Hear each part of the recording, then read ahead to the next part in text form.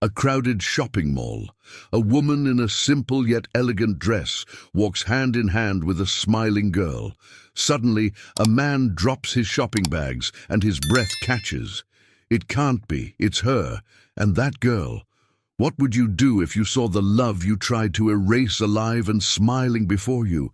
Like and comment. Destiny either demands payment or teaches. Thursday morning began, like all others, in the office of Oakwood Construction. Ethan adjusted his Italian tie in the executive bathroom mirror, admiring the reflection he had seen every day for the past 10 years. At 35, he had built an empire from nothing, transforming a small company inherited from his father into one of the largest construction firms in New York. His suits were tailored, his leather shoes shone like mirrors, and his Swiss watch was worth more than most people's cars.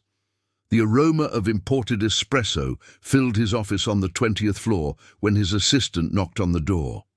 Ethan didn't even lift his eyes from the contracts spread across the desk. Numbers, profits, million-dollar projects. This was his language, his world, his identity. "Mr. Ethan, there's a girl down at the lobby asking for you," said Marcia, his assistant of 5 years, who knew all his habits and quirks. "If she doesn't have an appointment, I don't see anyone. You know that, Marcia." "She said it's urgent. Emily Johnson said you would want to see her." The name made Ethan pause for a second. Emily, the waitress from the cafe where he used to grab lunch when he didn't have time for his usual upscale spots. Brown hair, always tied back in a simple ponytail, delicate hands that served coffee with a genuine smile. In the last 3 months, amidst meetings and contracts, he had found in her a pleasant distraction from the pressures of business. "Send her up," he finally said, curiosity piquing his interest. When Emily entered the room, Ethan noticed something different. Her hands trembled slightly, and she avoided his direct gaze. The simple yellow dress she wore highlighted her tanned skin, but there was a tension in her shoulders he hadn't seen before. "Hi, Ethan," she said softly, using the intimate nickname that only she had permission to use. "Emily, what a surprise! I didn't expect to see you here. Would you like to sit? Can I get you a coffee?" She shook her head, remaining standing in front of the desk, which separated them like an abyss. "No, thank you. I need to tell you something important."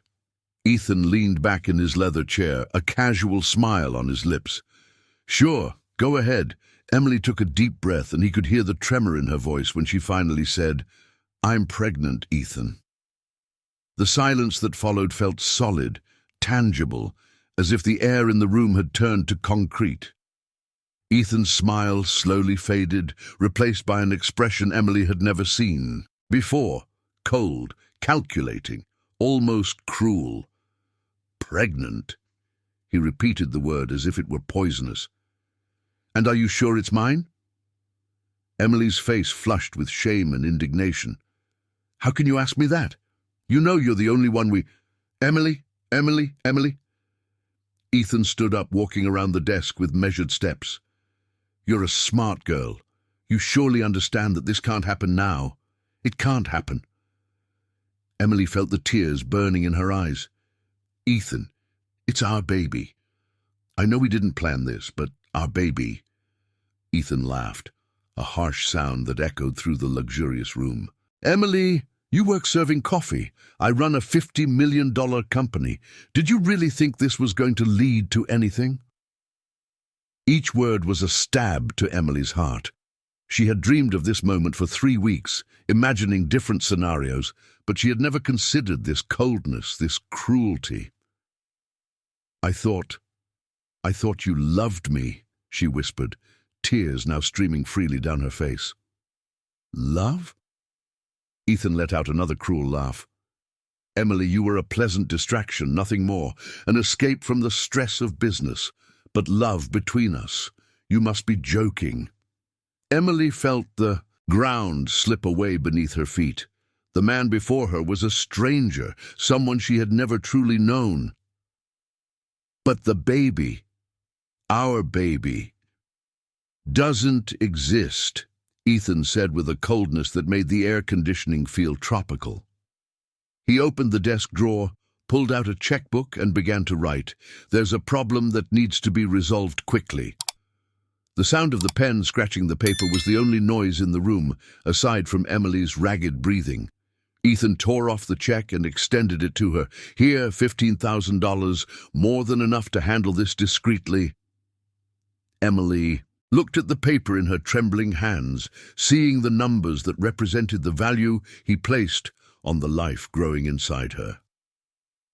"You want me to have an abortion?" she said, not as a question but as a statement of a brutal reality.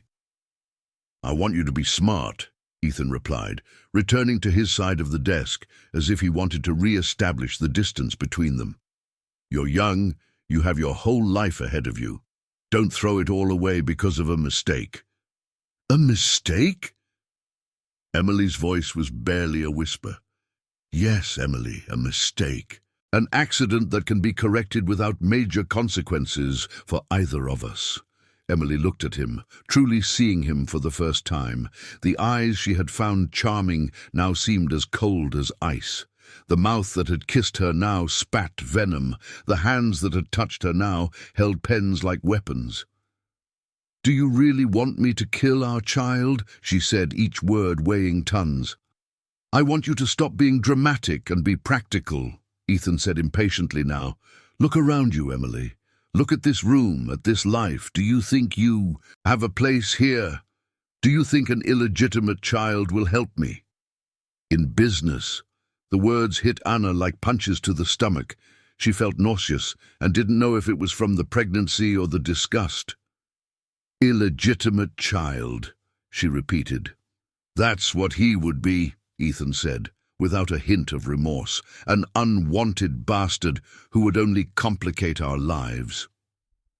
Anna closed her eyes, trying to process the magnitude of the cruelty she was witnessing. When she opened them again, there was something different in her gaze, a hardness that hadn't existed before. "What if I say no?" Ethan sighed as if she were a stubborn child. "Anna, don't make this harder than it needs to be. You know you don't have a real choice here." "We always have a choice." "No, you don't," he said, his voice taking on a threatening tone. "You're a waitress with no money, no family, no resources. I am Ethan Smith. One word from me, and you won't be able to get a job cleaning bathrooms in this city." Anna felt her blood run cold. This was the final threat, the trump card he kept for moments like this. "You're blackmailing me." "I'm being realistic," he replied, sitting back down and picking up a folder as if the conversation was already over. "You have 48 hours to resolve this. After that, the consequences are yours." Anna held the check, the paper trembling in her hands. "Ethan, please, it's Mr. Smith to you," he said, not looking up from the papers. "And this conversation is over." Anna stood still for a few seconds, perhaps hoping he would return to being the man she thought she knew. But Ethan continued to ignore her presence, flipping through documents as if she had already left. Finally, she turned and walked toward the door. Her hand was already on the doorknob when she heard his voice one last time. "Anna!" She turned, a final glimmer of hope shining in her eyes.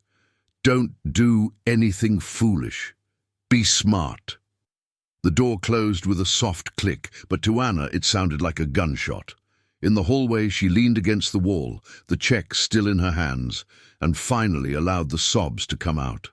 The tears fell onto the paper, smudging the numbers that represented the price Ethan had placed on her soul. Anna descended. The 20th floor of the office building, as if in a trance. Each step down the escalator felt like an eternity. The echo of Ethan's cruel words reverberated in her mind like a scratched record. The check was still folded in her right hand, damp from the cold sweat that dripped from her palms. The street was bustling with the lunchtime crowd. Executives in suits hurried by, talking on their cell phones about million-dollar deals, oblivious to the personal tragedy that had just unfolded on the 20th floor. Anna walked aimlessly, her feet automatically leading her through the familiar sidewalks. of downtown, the smell of food from the popular restaurants mixed with the smoke from the buses, creating an urban symphony that had once comforted her. Now everything felt hostile, strange, as if she were seeing the world through a foggy lens. Her legs trembled, and she had to lean against the wall of a pharmacy to avoid falling. "Are you okay, dear?" A soft female voice cut through the fog of her thoughts. Anna looked up and saw an elderly woman with grey hair, wearing a simple but well-kept navy blue outfit. Her brown eyes radiated a genuine kindness that Anna hadn't seen in a long time. "I'm fine," Anna lied, wiping away the tears that continued to fall. The woman, who appeared to be around 60 years old, wasn't convinced. "My dear, you look as pale as a sheet. Come, there's a bench here in the park. Let's sit for a bit." Mrs. Johnson, as she introduced herself, gently guided Anna to a bench under the shade of a yellow tree.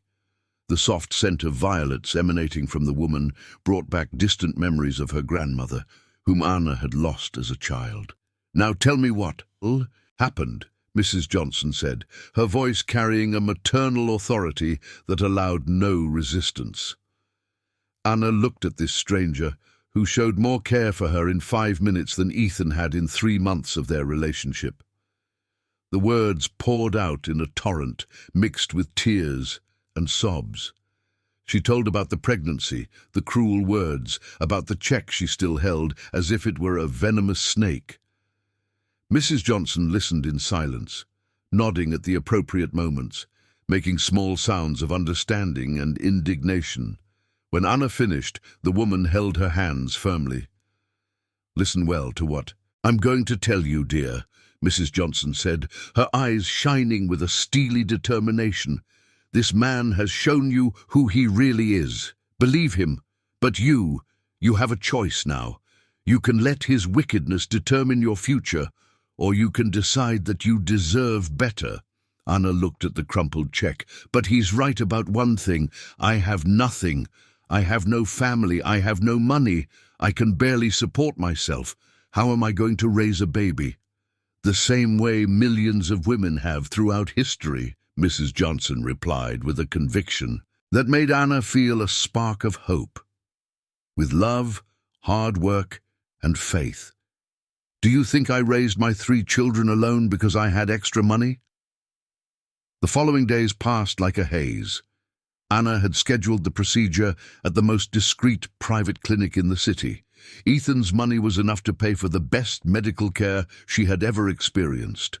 The irony did not go unnoticed. The man who had rejected her was paying for her to erase any trace of his existence. On Wednesday morning, Anna woke up before the sun rose. She had spent the entire night awake, alternating between morning sickness and an anxiety that seemed to gnaw at her chest from the inside. She put on the prettiest white blouse she owned. She wanted to look presentable for that moment that would change her life forever. The taxi. The ride to the clinic was silent, except for the radio playing a romantic song that she asked to turn off. The still deserted streets of the morning seemed to judge her as if they knew where she was going and why. The Green Valley Clinic was located in a modern and discreet building, in an upscale area of the city. The lobby was decorated in pastel tones, with green plants and soft instrumental music playing in the background. Everything was designed to soothe, to make women feel safe in a moment of extreme vulnerability. Emily called the receptionist, a blonde with a professional smile. "Dr. Smith is ready to see you." Emily followed down a corridor that smelled of disinfectant and artificial flowers. Her footsteps echoed on the marble floor, each sound seeming like a countdown to something irreversible. Dr. Smith was a middle-aged woman with short hair and discreet glasses. Her office was cozy, with diplomas on the walls and pictures of happy families, probably her own. Emily wondered how many women like her had sat in that same chair. "Emily, is that right?" 23 years old, the doctor flipped through her file. Is this your first pregnancy? Yes, Emily replied, her voice sounding strange to her own ears. I understand. And are you absolutely sure about your decision? Because it's important that you know that after today, I will know. Emily quickly interrupted. I know there's no turning back. The doctor nodded professionally. Very well. Let's start with an ultrasound to confirm the gestational age. It's standard procedure. Emily lay down on the examination table, lifting her shirt and slightly lowering her skirt. The gel for the ultrasound was cold against her skin, making her shiver.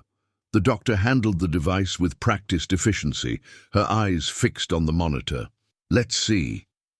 Here it is, said the doctor, pointing to a dark spot on the screen. 8 weeks, exactly. That's when it happened. A rhythmic and rapid sound began to echo through the room from the speakers of the device. Thump, thump, thump, thump, thump, like a small, quick drum. What is that? Emily asked, although deep down she already knew. It's the baby's heartbeat, the doctor replied, adjusting controls to enhance the sound, beating strong and healthy. About 160 beats per minute, which is perfectly normal for this age. Emily felt as if the world had stopped spinning. That sound was life. It was her child, her baby, fighting to exist, growing inside her with a determination she had never felt before.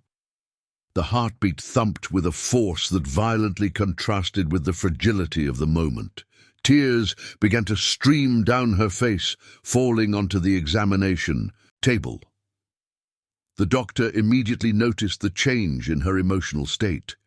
Emily, are you okay? Do you want me to turn off the sound? No, Emily replied louder than she intended. Please, don't turn it off. She lay there, listening to that magical sound that connected her to something greater than her pain, greater than her fear, greater than Leonardo's rejection. That was her child. That tiny and precious life had chosen her to be its mother, regardless of any circumstances. Doctor, Emily said, her voice firm for the first time in days. I've changed my mind. The doctor paused, the examination, studying Emily's face with professional attention. Are you sure? It's normal to have doubts, but you need to be absolutely certain. Emily sat up on the table, wiping the gel off her belly with trembling hands. I've never been so sure of anything in my life. I'm going to have this baby. Half an hour later, Emily was back on the street, but this time everything felt different. The sun shone brighter, the colors were more vivid, and she felt as if she could breathe deeply for the first time in days. In her bag, she held the first picture of her child, a black and white image that looked like a little bean. But to her, it was the most beautiful thing in the world. Her first instinct was to call Mrs. Johnson, the only person who had shown genuine concern for her well-being. The lady answered on the third ring, Mrs. Johnson, it's Emily, the girl from the park. My dear, how are you? I've been thinking about you since yesterday. I'm fine, actually, I'm great. I've decided to have the baby. The silence on the other end of the line lasted only a few seconds, but for Emily it felt like an eternity. Thank God, Mrs. Johnson finally said, her voice heavy with emotion. You made the right decision, dear. Now come over to my house so we can talk about the future. Mrs. Johnson's house was in a simple but well-kept neighborhood. It was an old building, with a front garden full of red roses and a porch where she used to sit to watch the street. Inside, the house smelled of homemade pie and had that warmth that only homes built with love can have. Sit here, dear, Mrs. Johnson said, pointing to a floral armchair. I'll make some chamomile tea, which is great for pregnant women. While she waited, Emily looked at the photographs scattered around the room. They were images of family, weddings, graduations, birthdays, all showing smiling and happy people. A simple life, but full of love and accomplishments. Now tell me, Mrs. Johnson said, returning with 2 steaming cups. How do you plan to support yourself from now on? Emily sighed, facing the practical reality of her decision. I've worked at Mr. Thompson's restaurant for years. I earn a salary and tips, but I know that when my belly grows, I'll need something I can do even while pregnant, Mrs. Johnson added understandingly. And after the baby is born, something that allows me to be close to him. Exactly. I thought about sewing, maybe. I've always enjoyed making clothes since I was a child. My grandmother taught me before she passed away. Mrs. Johnson's eyes lit up. Sewing is a noble and necessary profession, and you can work from home at your own pace. I know some women in the neighborhood who work. That afternoon, Emily left Mrs. Johnson's house with a contact list, some children's fashion magazines, and a certainty in her heart that she hadn't felt in days. She was going to fight for that baby, build a decent life for both of them, and prove that a mother's love is worth more than all the money in the world. That night, alone in her small apartment, Emily knelt beside her bed and made a silent promise to the child growing in her womb. I will love you every day of my life. I will work hard to give you everything you deserve, and I will teach you that a person is worth much more than any money can buy.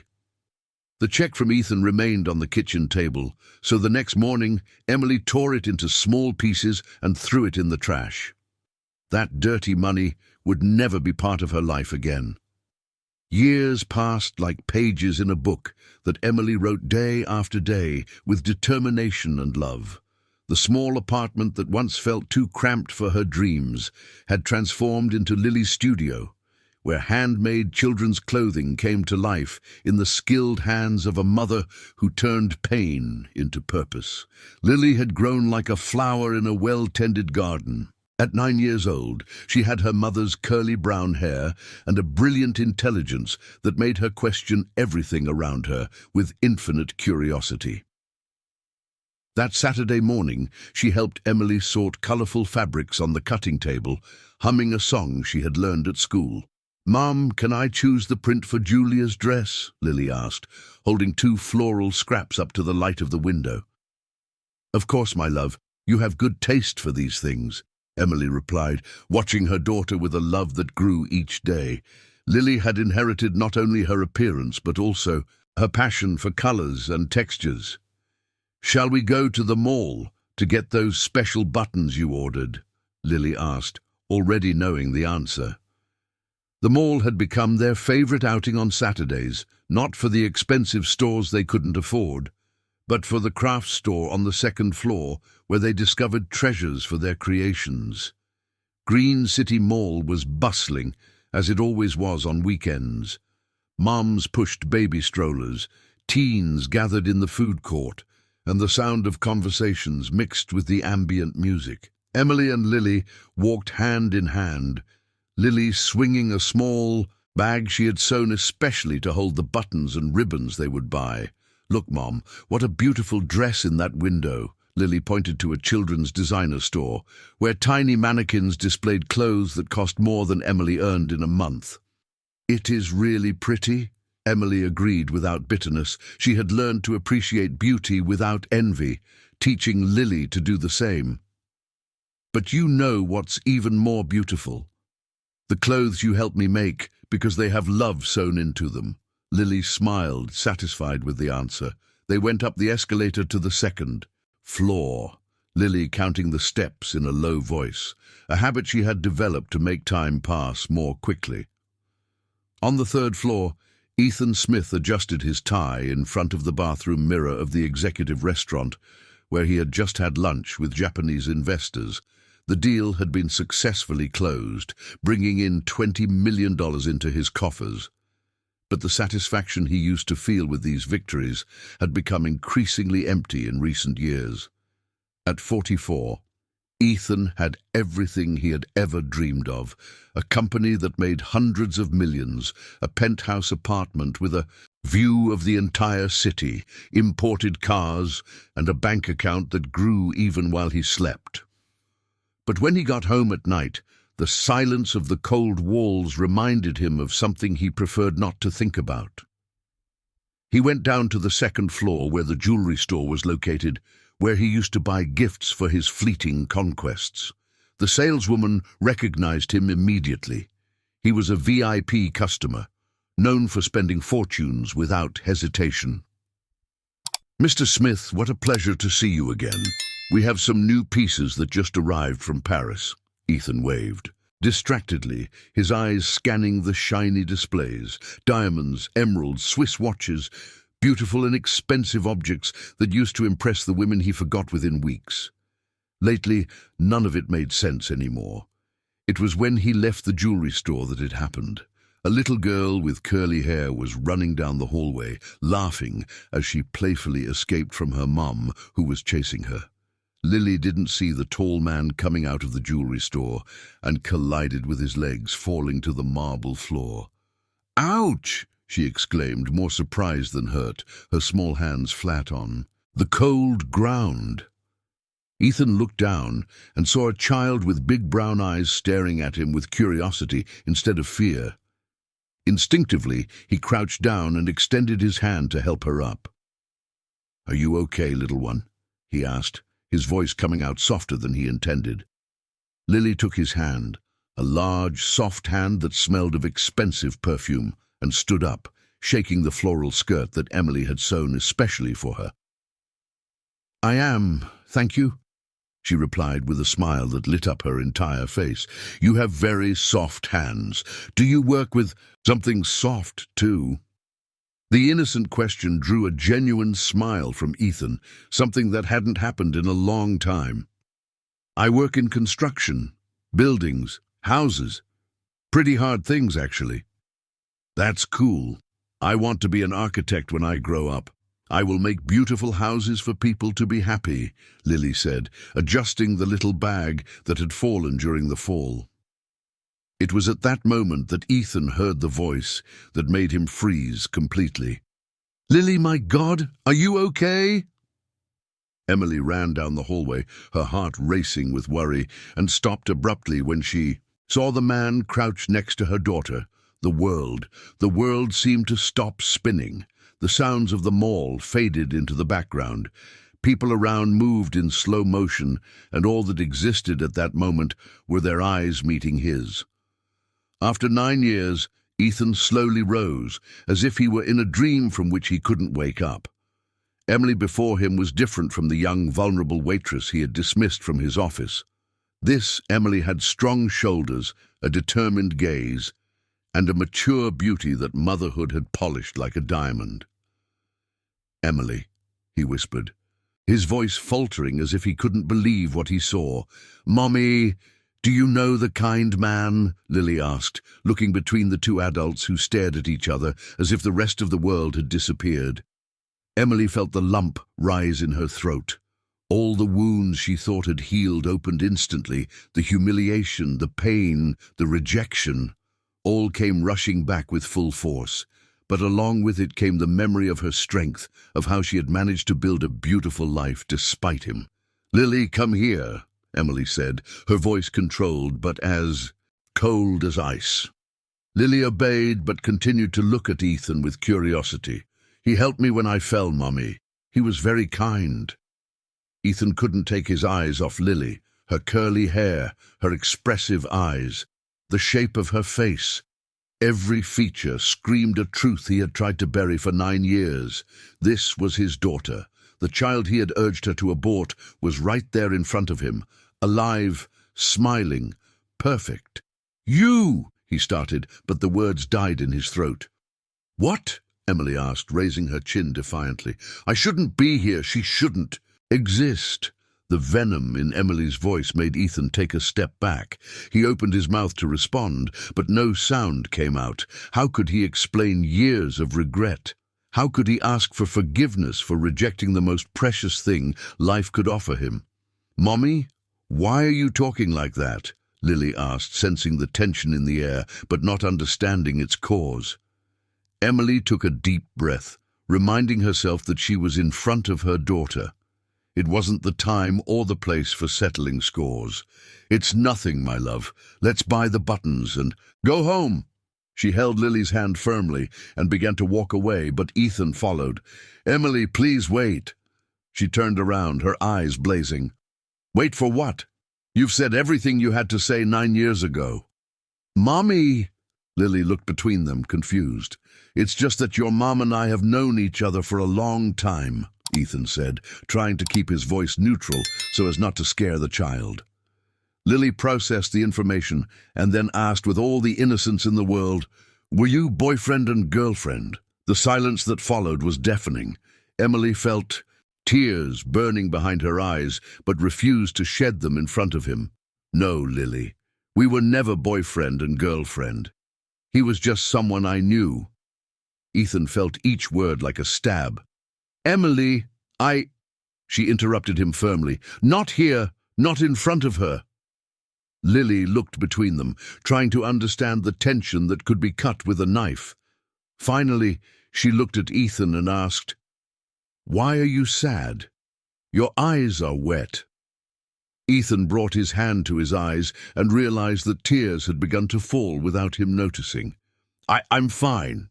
When I get sad, my mom gives me a hug and everything gets better," Lily said, extending her small arms towards him. Emily felt her heart break. "Lily, no," but it was too late. The girl had already hugged Ethan's legs, squeezing him with the innocent strength of a child who only knew love. Ethan looked at Emily over Lily's head, tears flowing freely now. "Thank you for being kind to her," Emily said, her voice choked. "But we have to go." She gently picked up Lily, separating her from Ethan. "Come on, my love."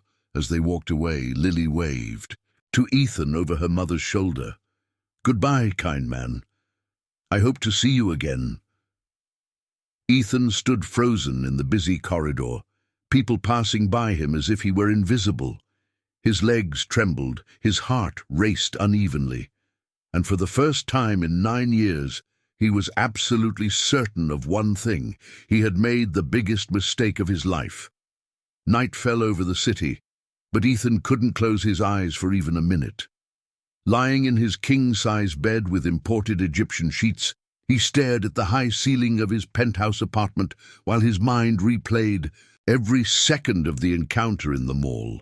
Emily's soft perfume, Lily's innocent smile, the spontaneous hug that still burned on his skin. Everything mixed in a whirlwind of emotions he didn't know how to process. At 3 a.m., he gave up on sleeping. He got up and walked to the balcony that offered a panoramic view of the city. The lights twinkled like earthly stars, but all that beauty felt empty, meaningless. His hands trembled as he held a cup of coffee he couldn't even drink. "Lily," he whispered to the night wind, testing the name on his lips. For the first time, his daughter. The child he had cruelly rejected had a name, a personality, dreams of being an architect. She was real, alive, perfect. The sound of his own sob caught him by surprise.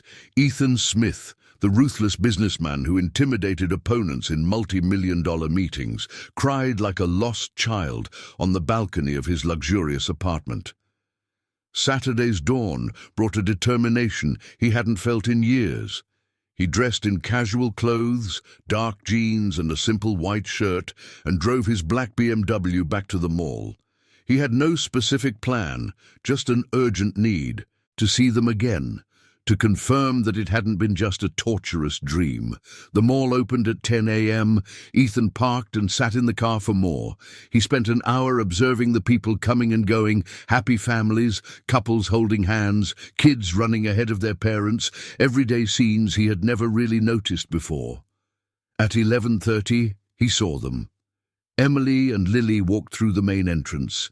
Lily was jumping from one tile to another as if following an imaginary game. Emily wore a simple blue dress that highlighted her natural beauty. Ethan felt his heart race violently. He followed her at a safe distance, hiding behind pillars and shops, feeling ridiculous but unable to stop. They headed straight for the food court on the terrace, where Emily bought an orange juice for Lily and a black coffee for herself. Hidden behind a decorative column, Ethan watched every gesture, every smile, every word exchanged between mother and daughter.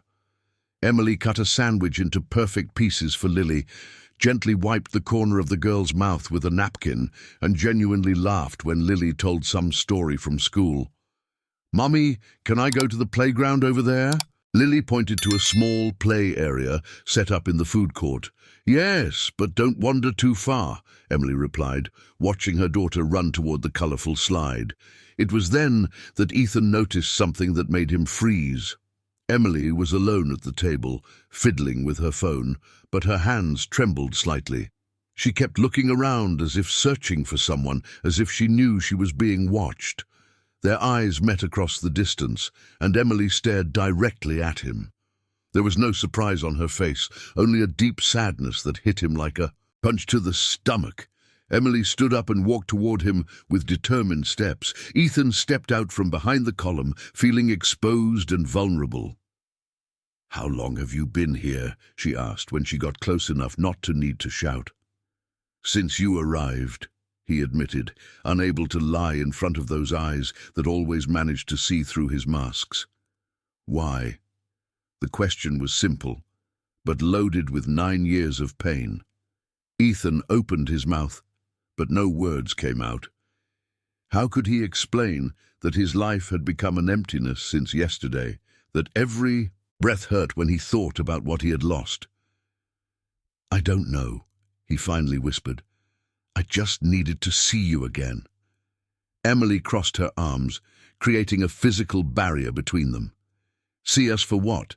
To make sure we really exist? To confirm that your decision was right?" "No." The word came out more forcefully than he intended, causing some nearby people to look in their direction. "Emily, please let me explain." "Explain what?" Her eyes sparkled with contained tears. "That for years you slept soundly, knowing that you rejected your own daughter, that you managed to build your empire on our non-existence." Each word was a precise stab to Ethan's heart. He wanted to defend himself, wanted to say that he hadn't slept soundly a single night in the past few years, but he knew he had no right to self-pity. "She is perfect," he said, looking at Lily, who was happily playing on the slide. "Yes," Emily confirmed, her maternal pride shining through her voice. "And she managed to be perfect without you." The silence between them was broken by Lily's sweet voice, shouting from the play area, "Mommy, look how fast I can go!" Emily waved to her daughter, forcing a smile that didn't reach her eyes.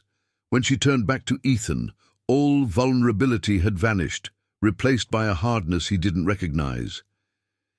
"Do you want something specific from us?" she asked. "Do you want me to sign some paper saying I'll never try to find you? Do you want to make sure she'll never know who you are?" "No, Ethan struggled to find the right words. "I don't know what I want. I just know that seeing you yesterday changed something in me." "Changed what exactly?" Emily asked skeptically. "Your conscience finally woke up. You discovered you have feelings?" "I discovered that I made the biggest mistake of my life," he said, the brutal honesty of his words surprising them both. Emily studied him for a long moment, searching for signs of manipulation or falsehood, but all she saw was a broken man, crushed by the weight of his own choices. "Ethan," she said, her voice softer but still firm, "you had the chance to be a father 9 years ago. You chose money, pride, image. Now you can't just show up and want to change the rules of the game." "I know," he admitted, running his hands through his hair in despair. "I know I don't deserve to be here talking to you, but Emily, please, let me at least get to know her better. Let me try." "Try what?" Emily interrupted. "Try to be a father? Try to buy our affection with expensive gifts? Try to ease your guilt?" "I don't know," Ethan exploded, his composure finally shattering. "I don't know what I'm trying to do. I just know that looking at her is like looking at everything I've ever wanted and never knew I needed." Emily took a step back, surprised by his emotional intensity. Throughout all the months they had been together, she had never seen him lose control like this. "And me?" she asked quietly. "What do you see when you look at me?" Ethan stared for a long moment, truly seeing her, the strong woman she had become, the dedicated mother who had raised a wonderful daughter alone, the brave person who had chosen life even when he had abandoned her at her most vulnerable moment. "I see the strongest woman I've ever known," he whispered, "and I see everything I destroyed out of sheer stupidity." Tears finally escaped from Emily's eyes. "Do you think it's easy for me to see you here? Do you think it doesn't hurt to remember how you humiliated me, how you made me feel less than nothing?" Emily continued, her voice choked. "And I never knew what to say. How do you explain to a child that her father called us trash? How do you tell her that he paid for her not to exist?" Ethan felt as if he had been punched in the stomach. "What do you say to her?" "I say that her dad lives far away, and maybe one day she can meet him," Emily replied, wiping her tears, "because even after everything you did, I couldn't destroy her innocence with your cruelty." "Mommy!" Lily came running, holding a plastic flower she had found near the toys. "I found this for you." Emily knelt to be at her daughter's level and accepted the flower with a genuine smile. "How lovely, my love. Thank you." Lily then noticed Ethan standing nearby. "Hi, kind man. Did you come to play in the playground too?" "Hi, Lily," Ethan said, his voice faltering as he pronounced her name. "No, I was just talking to your mom." "Are you friends?" she asked with the natural curiosity of children. Emily and Ethan exchanged glances, neither knowing how to respond. "We've known each other for a long time," Emily finally said, "but now we have to go home, my love." "Already? But I wanted to play a little longer." "We'll come back another day," Emily promised, taking Lily's hand. "Let's go. We need to stop at the grocery store before heading home." As they walked away, Lily waved to Ethan. "Bye, kind man. It was nice to see you again." Ethan stood there, watching the two figures fade into the crowd of the mall. Only then did he realize he was crying again, and that everyone around him was watching with curiosity or concern. He drove home on autopilot, his mind processing every word, every look, every emotion from that encounter. For the first time in 9 years, Ethan Smith knew exactly what he wanted. He wanted his family back, but he had no idea how to achieve that, or if there was still time to fix what he had destroyed. Monday arrived like a ghost, haunting Ethan. Sitting at his desk at Oakwood, he stared at the contracts spread out before him, unable to decipher a single word. The numbers that once danced in his mind like symphonies of profit now seemed like incomprehensible hieroglyphs. His mind was completely consumed by two figures, a woman in a blue dress and a girl with curly hair who had hugged him without fear. "Mr. Smith," Marsha's voice cut through his mental fog. "The Japanese investors have been in the conference room waiting for 15 minutes. Ethan blinked, trying to reconnect with reality. Japanese? What Japanese? Marsha looked at him with concern. In all the years working for him, she had never seen her boss so disconnected. "The meeting to finalize the details of the residential complex, sir. The $2 billion project." "Oh, yes, of course." Ethan mechanically stood up, adjusted his tie, and walked toward the conference room like an automaton. Throughout the presentation, as the investors spoke about profit projections and construction timelines, all Ethan could see was Lily's face asking if he worked with soft things. When the Japanese CFO mentioned that the investment would yield profits for the next 20 years, all Ethan could think was that Lily would be 29 when the project was completed. "Mr. Smith," the lead investor called him in a mix of Japanese and Portuguese, "do you agree to the proposed terms for Phase 2? Ethan blinked again, realizing that everyone in the room was watching him expectantly. I need a moment to review the details. Can we reschedule for tomorrow? The silence that followed was awkward. In his entire career, Ethan had never postponed a meeting of such magnitude without apparent reason. After the investors left visibly displeased, Ethan returned to his office and locked the door. He picked up the phone and dialed a number he hadn't called in years. "Dr. Martinez, it's Ethan Smith. I need to schedule an appointment. It's urgent." "Ethan, what a surprise to hear your voice. Is something wrong?" "I think I'm losing my mind, doctor, or maybe finding it for the first time. I don't know anymore." 2 hours later, Ethan was in the familiar office, a cozy space with leather armchairs and shelves filled with books. Dr. Martinez, now with completely white hair, welcomed him with the same paternal smile as always. "Tell me what's happening, Ethan."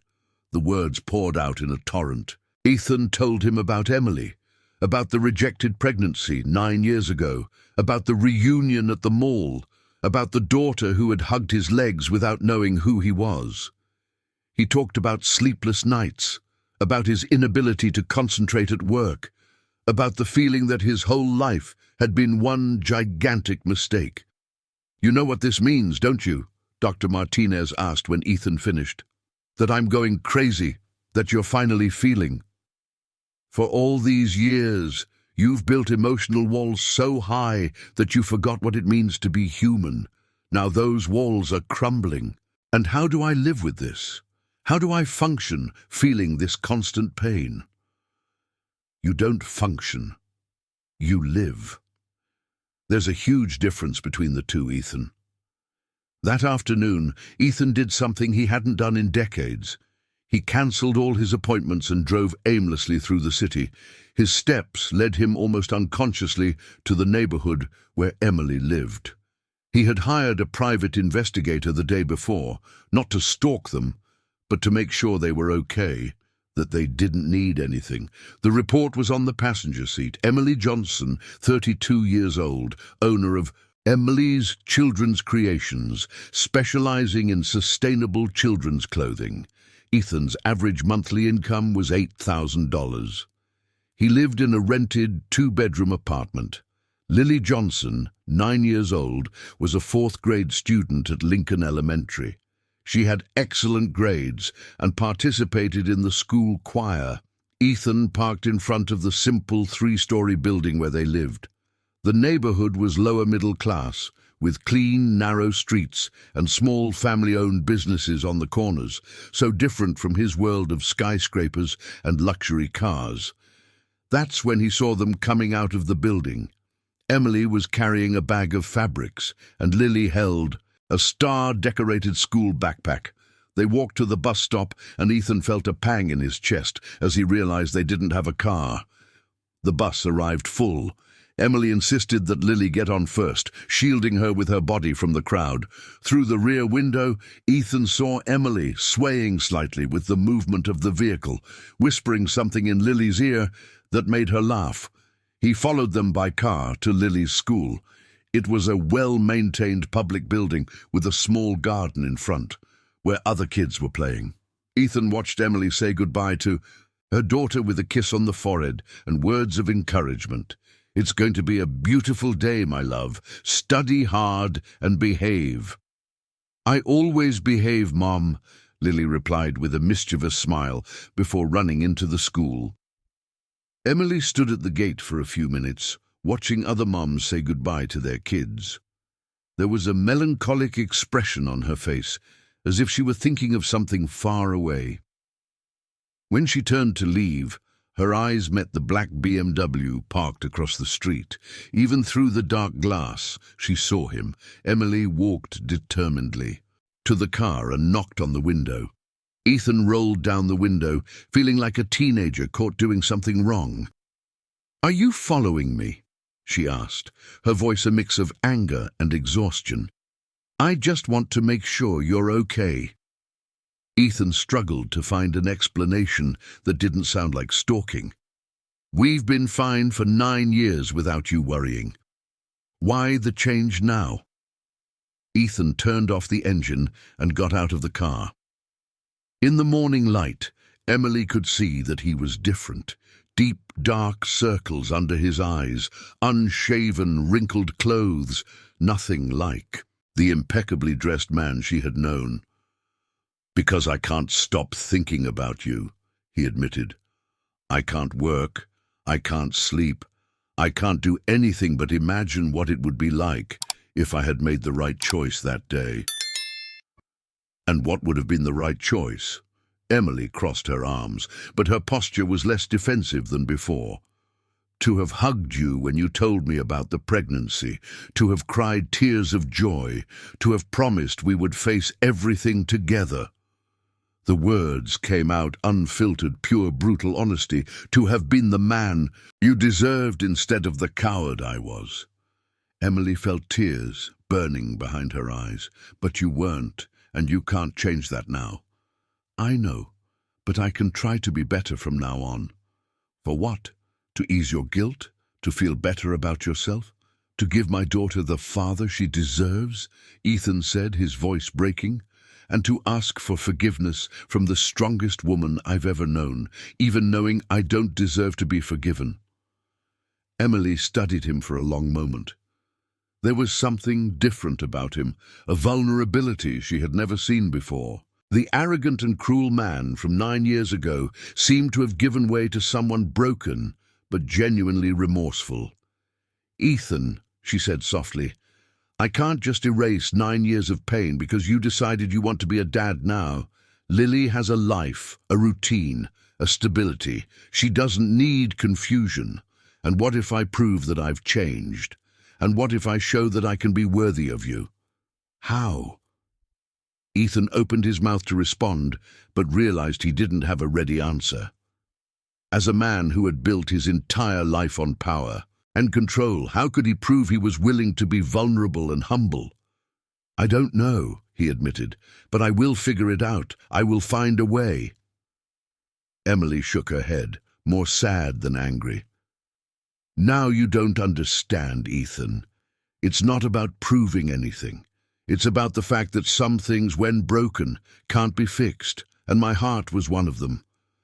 She walked away, leaving Ethan alone on the street in front of the school of the daughter he had rejected. As she walked, Emily felt a tear roll down her face because, despite all the pain and anger, a small part of her still remembered the man she had fallen in love with, and that part whispered dangerous questions about second chances and forgiveness. Ethan stood still for over an hour, watching the school where his daughter was learning about the world. Kids laughed behind the walls, teachers came in and out. Life went on as usual, but for him, everything had changed forever. 3 weeks had passed since their last meeting, but for Ethan, each day felt like an eternity. His company continued to run on autopilot, led by a team of competent directors who had learned to make decisions without his constant presence. He had become a ghost of himself, wandering through the luxurious apartment that now felt like a mausoleum of marble and glass. On that Friday morning, Ethan made a decision that surprised even himself. Instead of trying to see Emily and Lily in person, he would do something different, something that might demonstrate his intentions without invading their space. He drove to downtown and entered the bank, where he held his main accounts. The manager, Mr. Johnson, greeted him with the usual reverence reserved for the most important clients. "Mr. Smith, what a pleasure to see you. How can I assist you today?" "I want to make an anonymous transfer," Ethan said, sitting in the leather chair of the VIP room. $50,000 to a specific account. The manager didn't even blink.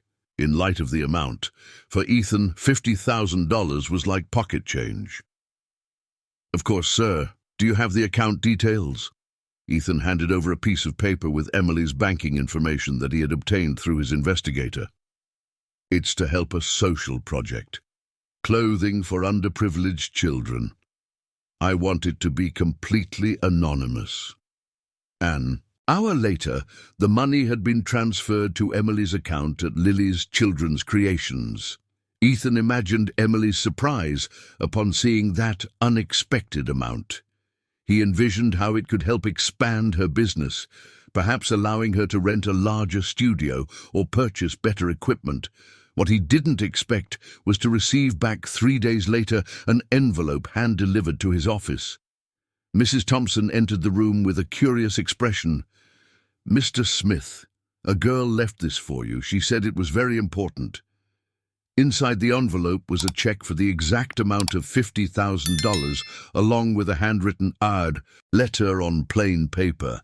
Emily's handwriting was delicate yet firm, each word chosen carefully. "Ethan, I know it was you.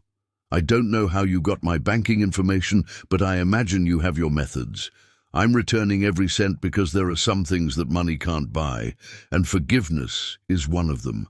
For 9 years, I've built my life and Lily's life with honest work and genuine love. I don't need your charity to validate our achievements. If you really want to help, stop trying to buy us and start understanding that some wounds don't heal with money." Ethan read the letter 5 times, each word echoing in his mind like a painful echo. He had tried to do something good, something that demonstrated his intention to help, but he had only managed to insult Emily again. That afternoon, unable to focus on anything else, Ethan left the office and aimlessly drove through the city streets. His feet took him, as they often did lately, to the neighborhood where Emily lived. But this time, instead of watching from afar, he entered the small cafe on the corner where he used to see her buying bread. Mrs. Thompson, the elderly owner of the cafe, greeted him warmly. "First time here, young man. Welcome." "Thank you," Ethan replied, ordering a simple coffee and sitting at a table near the window. "Do you know a girl named Emily? She lives in this neighborhood with her daughter." Mrs. Thompson's face lit up. "Emily Johnson, of course I know her. She's a gem, hard-working like few, and Lily is a sweetheart." "Why?" Ethan hesitated. "I'm an acquaintance of the family. I was wanting to know how they are." "They're doing well, thank God. Emily works day and night in her studio, making beautiful clothes for the kids. Sometimes she brings Lily here after school, and the girl draws while her mum sews. They come here often, almost every day. Emily always buys fresh French bread for dinner, and Lily picks a sweet treat for dessert." Mrs. Thompson smiled with maternal tenderness. "They're a lovely family, even if it's just the two of them." Ethan felt a pang in his chest upon hearing the word family. "And Emily seems happy." Mrs. Thompson studied him more closely, noticing something in his voice that piqued her curiosity. "She is happy, yes, as much as possible. But sometimes I see a sadness in her eyes, you know, as if she carries some old hurt." "What kind of hurt?" "I don't know, young man. Emily doesn't talk about her personal life, but a woman doesn't raise a child alone by choice, right? She must have suffered some disappointment in the past." Ethan lowered his eyes, feeling the weight of truth in the elderly woman's simple words. "And Lily, does she ask about her dad?" "She does, poor thing. Just yesterday she asked me why some kids have dads and she doesn't. It broke my heart." Mrs. Thompson's words were like daggers to Ethan's chest. His daughter was questioning his absence. She missed something he had chosen to deny her. "What did Emily say?" "She said her dad lives far away, but maybe one day they could meet." Emily always protects the girl's innocence, never speaks ill of anyone in front of her. Ethan finished his coffee in silence, processing each piece of information. When he stood up to pay, Mrs. Thompson gently touched his arm. "Young man, can I give you advice from an old woman who's seen a lot of life?" He felt unable to speak. "If you know this family and care for them, take good care of them. Emily is a special woman who deserves to be loved and respected. And Lily is a child who deserves all the good people in the world looking after her." Ethan paid the bill and left the cafe with tears in his eyes. He drove back home but stopped along the way when he saw a newsstand. He bought all the local newspapers and took them back to the apartment. It was in the economy section of the main newspaper that he found what he was looking for. A small half-page article titled "Local Entrepreneur Inspires Other Moms with Sustainable Business." The photo showed Emily in her small studio, smiling while holding a children's dress made from organic cotton fabric. The text talked about how she had started the business sewing at home to support her daughter and how now she served clients throughout the metropolitan area. Emily Johnson, 32, turned necessity into opportunity when she found herself alone raising her 9-year-old daughter Lily. "Sewing has always been my passion, but it became my salvation," says the entrepreneur, who now employs 2 other mums in similar situations. Ethan read each word several times, memorizing every detail about the life Emily had built without him. She was no longer the vulnerable waitress he had rejected. She was a respected businesswoman, an exemplary mom, a person who had turned pain into purpose. That night, Ethan stepped onto the balcony and did something he hadn't done since childhood. He wasn't sure who he was speaking to or how, but he whispered a sincere plea to the stars. "I don't know if I deserve a second chance, but they deserve to have all the good that life can offer. If there is any way for me to fix what I've broken, to become the man they deserve, show me the way." The night wind was the only answer he received, but for the first time in weeks, Ethan slept soundly. He dreamed of a little girl with curly hair calling him Dad, and woke up with tears of hope soaking his pillow. The next morning, he made a decision that would change everything. Instead of trying to buy forgiveness or force a reunion, he would simply start to earn the family he had lost. He didn't know how, but he would find a way to become the man that Lily could be proud to call Dad, and that Emily might one day forgive. Ethan Smith, the businessman who always got what he wanted through buying or intimidation, was ready to learn how to win what mattered most through the only currency that truly counted: genuine change and true love. 2 months had passed since Ethan decided to change his approach. Instead of pursuing Emily and Lily, he began to observe them from a distance, learning about their lives through the small details he carefully collected. He discovered that Lily had guitar lessons on Tuesdays, that Emily often took work to the park on Sundays while Lily played, and that they both attended the 10 a.m. Mass at the small neighborhood church. On that Sunday morning, Ethan sat on a distant bench in the park, pretending to read a newspaper while watching Emily sew under the shade of a flamboyant tree. Lily chased butterflies across the lawn, her crystal laughter echoing through the morning air. It was a scene of perfect domestic harmony that made Ethan's heart ache for something he had never known. Then he saw Lily trip over a stone and fall to her knees on the ground. She got up with tears in her eyes, looking at her scraped knees that were starting to bleed. Ethan instinctively stood up, but forced himself to stay where he was. Emily had already dropped her sewing and was running toward her daughter, kneeling to examine the injuries. "Does it hurt a lot, my love?" Emily asked, gently wiping the dirt from Lily's knees with a handkerchief. "A little," Lily admitted, trying to be brave but unable to hold back the tears. "Let's go home and clean this." "Improperly," Emily said, starting to gather her sewing materials with one hand while holding Lily with the other. It was then that Lily looked around the park, and her eyes found Ethan. Even from a distance, she recognized him immediately. "Mom, it's the kind man from the mall."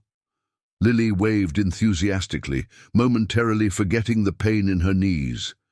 Emily looked up and felt her heart race at the sight of him there. There was something different about Ethan. He looked thinner, more worn out, as if carrying the weight of his regrets had taken a physical toll. Lily, with the typical innocence of children, began to limp toward Ethan before Emily could stop her. "Hi, kind man.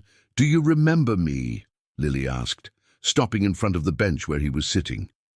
Ethan folded the newspaper, his heart pounding so hard he was sure she could hear it. "Of course I remember." "How are you, Lily?"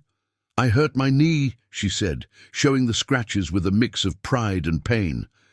"I was chasing a very pretty blue butterfly and didn't see the stone." "That must hurt," Ethan said, crouching down to her level. "You were brave. Mom always says that brave people can cry when they get hurt. Crying isn't for weak children." The simple words of Lily struck Ethan like lightning. Emily had taught her daughter that vulnerability was strength, something he himself had taken 44 years to learn. Emily slowly approached, carrying the bag with her sewing materials. She had realized that Ethan wasn't there by chance. He had probably been coming to that park on Sundays for some time. "Lily, let's go home," Emily said gently. "We need to clean those wounds. Can the kind man come with us?" Lily asked with all the innocence in the world. "He looks sad. Maybe a Band-Aid and some juice will help him feel better too." Ethan felt tears burning behind his eyes.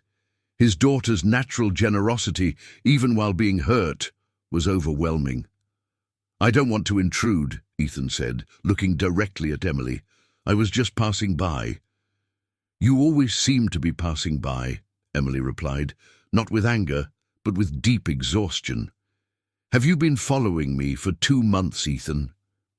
Lily looked between the two, sensing that there was an adult conversation happening that she didn't fully understand. "Do you two really know each other?" she asked. "What a statement for a question. Why do you both look sad when you look at each other?" The innocent question created a heavy silence. Emily knelt beside her daughter, carefully choosing her words. "Sometimes, my love, adults have difficult conversations about things that happened a long time ago. And that's why the kind man looks like he's crying even when he's not crying," Lily asked, demonstrating an impressive emotional perception for a 9-year-old. Ethan completely crouched down, getting to Lily's level. For the first time in 2 months, he spoke directly to her, without Emily, filtering the conversation. "Lily," he said, his voice choked, "you are the most special child I have ever met. And your mom is the bravest woman in the world." "I know," Lily replied with genuine pride. "Mom sews beautiful clothes and teaches me to be strong. She says we are a small but very powerful team." Every word was a punch to Ethan's gut. Emily had raised Lily to understand that vulnerability was strength, something he had only just begun to grasp. A confident, loving, and secure child. All of this alone, despite the brutal rejection he had imposed on both. "Can I tell you a secret, Lily?" Ethan asked, glancing quickly at Emily for permission. Emily felt almost imperceptibly curious about what he would say. "I made a huge mistake a long time ago, a mistake that hurt people I should have protected, and now I don't know how to fix it." Lily processed the information with the seriousness that only children can apply to adult concepts. "Mom always says that when we do something wrong, we have to sincerely apologize and try to do better next time." She asked, "Have you apologized yet?" "Not yet," Ethan admitted. "Sometimes we hurt people in a way that they don't want to hear our apologies anymore." Lily looked at Emily, then back at Ethan, her childlike mind trying to process the emotional complexity of the situation. "Mom," she finally said, "can the kind man come to our house for juice and get a Band-Aid too? He looks hurt inside." Emily felt her heart break. Her daughter had detected Ethan's emotional pain with the devastating clarity of innocence. How to explain to a 9-year-old that some wounds were self-inflicted, that some people chose to hurt others and then suffered the consequences? "Lily, it's complicated," Emily began. "Why is it complicated, Mom?" she insisted. "You always teach me to be kind to sad people, and he is very sad." Ethan slowly stood up, unable to continue bearing the pure kindness of his daughter when he knew he didn't deserve it. "Your mom is right, Lily. It's complicated," he said, his voice faltering. "I did things that good people like you shouldn't forgive."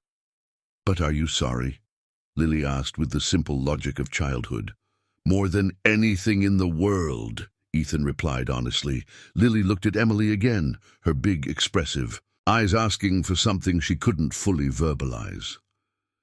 Emily took a deep breath, knowing that what she would say next would change everything irrevocably. "You can come with us," she said quietly, "but only to take care of her scrape. Then you have to leave." Lily's face lit up as if she had received the greatest gift in the world. "Thank you, Mom. We'll take care of both, my knee and his sad heart." As they walked 3 blocks to Emily's apartment, Lily led the way, telling Ethan about school, her friends, and the dress she was helping her mom make.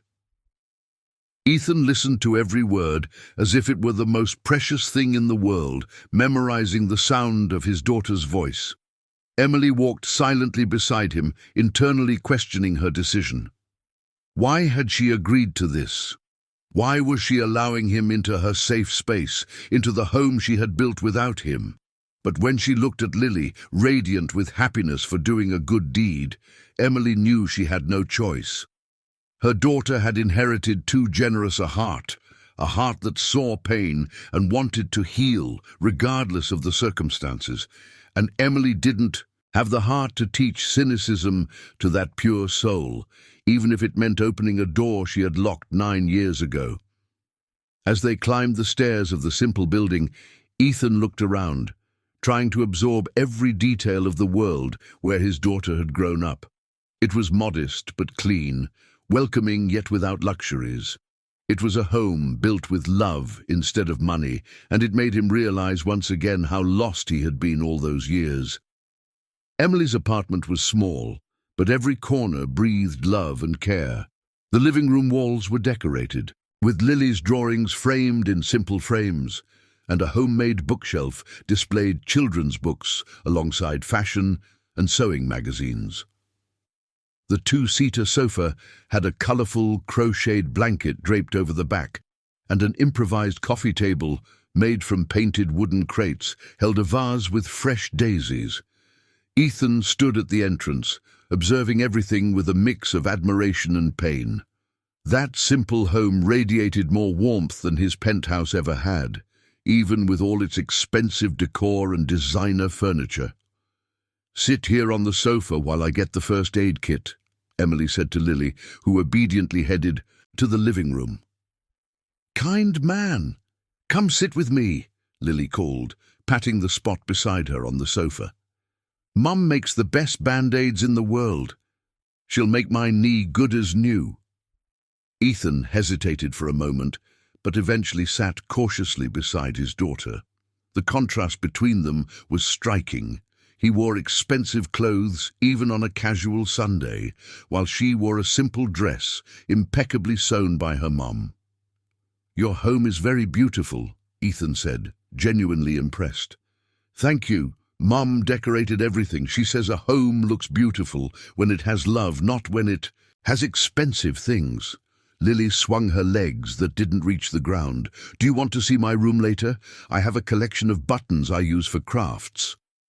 Before Ethan could respond, Emily returned carrying a first aid kit and a bowl of warm water. She knelt on the floor in front of Lily and began to gently clean her scraped knees. "It might hurt a little at first," Emily warned, but Lily just grimaced without complaining. Ethan watched every movement of Emily, the way she lovingly cared for their daughter, whispering words of comfort and blowing on the wounds to ease the sting. It was a maternal dance he had never witnessed up close, and it made him realize everything he had lost by rejecting that family. "All done, my love. Now you're healed," Emily said, placing the last colorful band-aids on Lily's knees. "Thank you, Mom. Now let's take care of the young man," Lily announced, turning to Ethan with determination. "Where is your hurt?"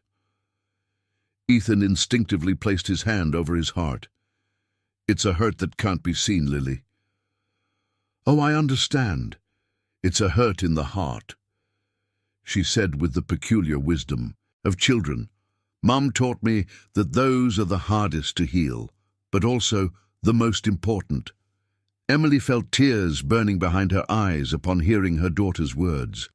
Unbeknownst to her, she had taught Lily about emotional pain through her own wounds, and now the girl displayed an empathy that made her proud and worried at the same time. "And how do we heal heart hurts?" Ethan asked, genuinely curious about his daughter's perspective. "First, we need to tell the truth about what happened," Lily replied, sitting cross-legged on the sofa to get more comfortable. "Then we sincerely apologize." She paused thoughtfully. "Then we need to do good things to show that we've changed." Ethan looked at Emily, who had sat down in the armchair across from the sofa. She avoided his gaze, but he could see she was listening to every word of the conversation.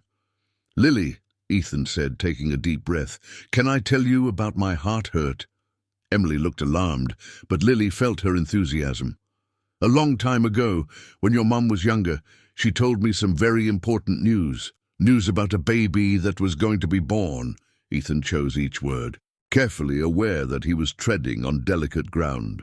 "And I was scared." "Scared of what?" Lily asked, tilting her head to the side. "Scared of not being a good dad. Scared of not knowing how to take care of a baby. Scared of changing my life."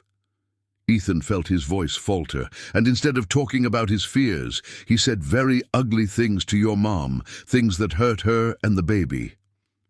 Lily processed the information in silence, her big eyes fixed on Ethan's face. Emily held her breath, unsure where this conversation was leading. "And what happened to the baby?" Lily asked. "Finally." Ethan looked directly at her, tears streaming freely down his face. "The baby was born and became the most wonderful child in the world, but I lost the chance to know her because I was too cowardly to stay." Lily remained silent for a long moment, her young brain connecting the pieces of the story. When she finally spoke, her voice was soft but full of understanding. "You're talking about me, aren't you?"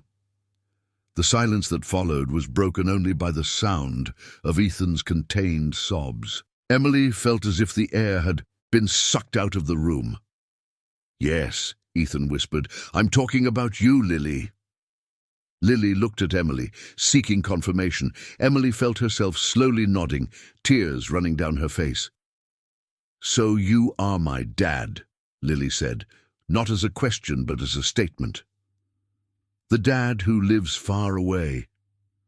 "I'm Ethan," he admitted, "but I don't deserve to be called Dad because I wasn't here when you needed me." Lily was quiet for a few minutes, processing the biggest revelation of her life.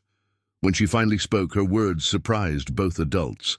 "I always knew you would come back one day," she simply said. "I prayed to God every night before sleeping."